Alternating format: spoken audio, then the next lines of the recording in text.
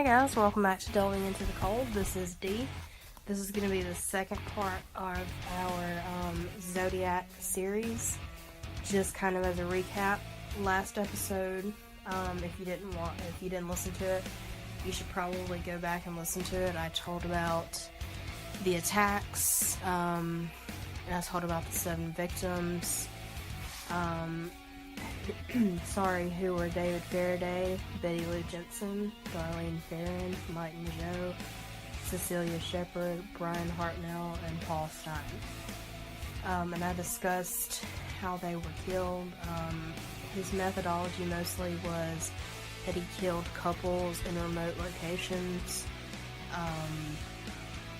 by gunshot, like the last 2 attacks. He used a knife on Cecilia Shepard and Brian Hartnell, and he killed Paul Stein by himself in a very public place. So that's kind of a recap of the last episode. So we're going to get into the evidence and the suspects and my conclusion in this episode. So we're just going to go ahead and get started with that.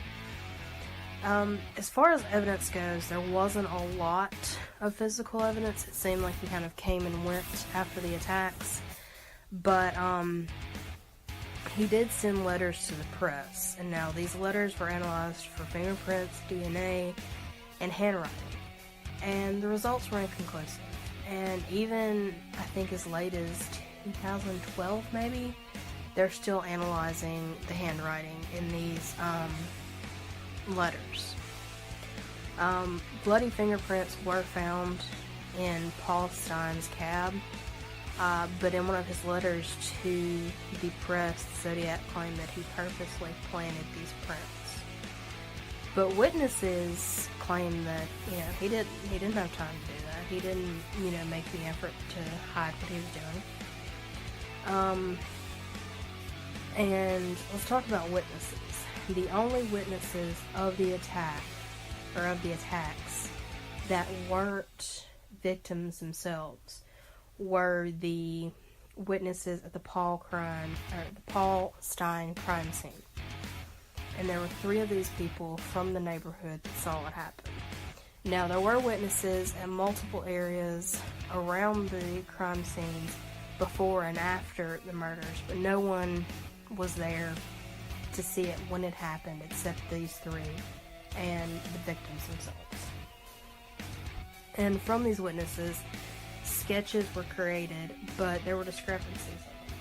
So we don't know which ones are accurate, we don't know which ones to believe, and it's one of those things, if you're fighting for your life, you think you're going to die, you're not going to be able to accurately recall the attackers, because it's a very traumatic experience. But like I said, there were letters sent to the press and the police, and these letters give some insight into the killer himself. For instance, in my opinion, he was a narcissist. He was playing with the media and with the police because it made him feel powerful. It made him feel like a big man. It made him feel important. And giving him that kind of power was probably something that he lacked a lot of in, his actual life. Maybe he didn't, feel superior in his actual life, no matter, how much he kind of wanted to be cocky and relevant.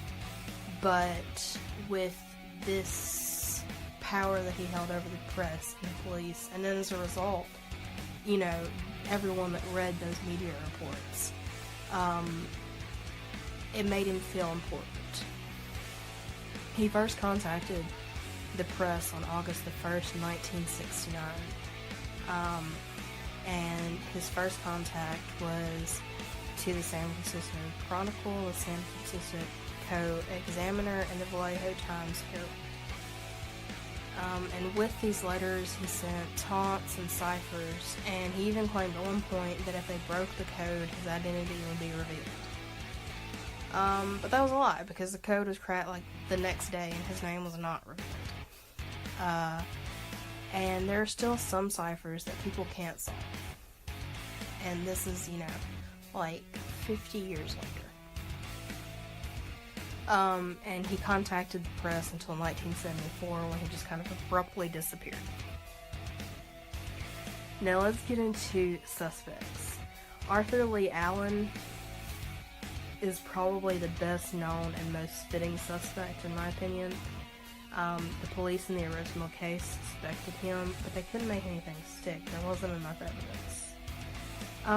But here's why he's a strong suspect. His whereabouts line up with the dates and locations of the attacks. So he was in those places at that time. And it's just, if you're already a suspect, that definitely doesn't look good. He also had a watch that was the Zodiac brand that had the cross and circle symbol that the Zodiac leaders started using as his personal, moniker. And he wore this watch, like, religiously. He wore it all the time.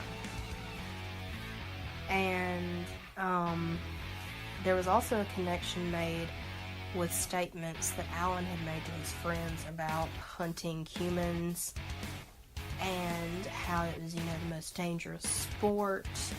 And those connections were made between his statements and statements found in the ciphers about this kind of thing.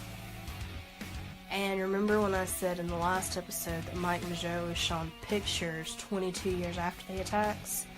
He was shown a picture of Arthur Lee Allen, and he was like, yeah, that's him. That's the guy that attacked us. And so that's a positive ID from a victim himself.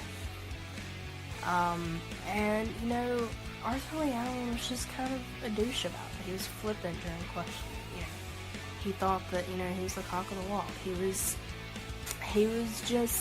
like, yeah, whatever, And while, there wasn't enough evidence, he never confessed. To me, he's a pretty strong suspect. Another suspect, however, is Earl Van Best Jr. Now, Earl's son has recently come forward saying that his father was a Zodiac Killer. Which is pretty major, because even if there was a hatred there, it's kind of hard to see why a son would just admittedly falsely come forward admitting that. And he was also originally a suspect. And in 2012, a professional handwriting analyst confirmed that his writing matched that of the Zodiac letters. But there have been discrepancies in this, whereas other handwriting experts did not agree. They said no, his handwriting doesn't match. Zodiac, that's inconclusive. And if you've seen the sketch, the famous one with the large glasses, this guy looks really similar to that sketch. Now, in my opinion, Arthur Lee Allen makes the most sense.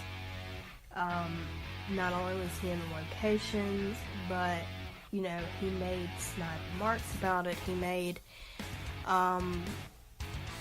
not confessions, but he implicated that, or he implied that, he was the Zodiac Killer. His friends even believed it. At one point he asked people to start calling him Zodiac, which is strange, but whatever. And, the people closest to him believed that he was Zodiac. But unfortunately, he is dead, and, we may never know who the Zodiac is. And that's really sad, because it means that those 7 people went through all of that pain, and haven't gotten justice. Alright guys, on that depressing note, that's all I have on this case. That's all I have for this week. I hope you've enjoyed this week, the 2 episodes. And as always, drop me a line. Let me know what you think. Who do you think did it? And what do you think happened to him? Do you think he just kind of got tired of killing? Do you think he went to prison? Do you think he died? Let me know. Alright guys, stay safe, stay curious, and I'll see you next time.